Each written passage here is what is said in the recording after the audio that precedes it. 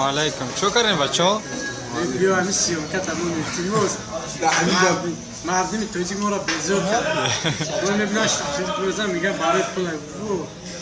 ولی گفتم گپو که از تاجیکان ببینن با میگن که امریکا پولشون بوده است طلایی رفتن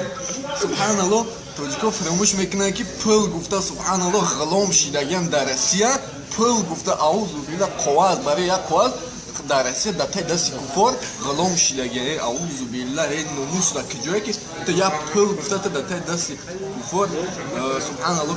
چی شایی غلام شایی بعد اوجا میشنن میگن که اوه او مجاهد نیست میگن او برای پول جنگ کرده است میگن اوه تی پدر سبحان الله تو ایزونوه تو ناموس نداری الله میگه که و ما یهاجر فی سبیل الله میگه شخصانی که در الله هجرت میکنن یجد فی الارض مراغما کثیر و سعه بسیار رزق روزی میوان در زمینش میگه یعنی که در زمین الله رزق روزی میته برای مهاجر سوره نساء آیت 100 یعنی که سبحان الله بدونین که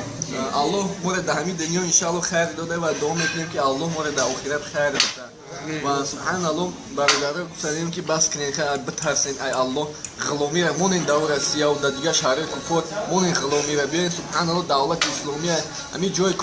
کارتون میته سبحان الله همون رزق روزی که تو میکنی تو فراموش نکنی رزق روزی که تو میکنی یا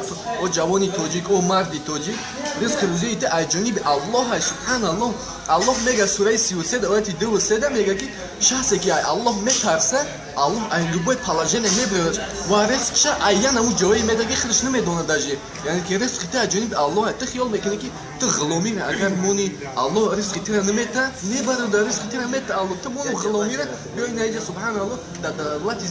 مسلمانی زندگی کیومو یوهی سبحان الله جهود کداره الله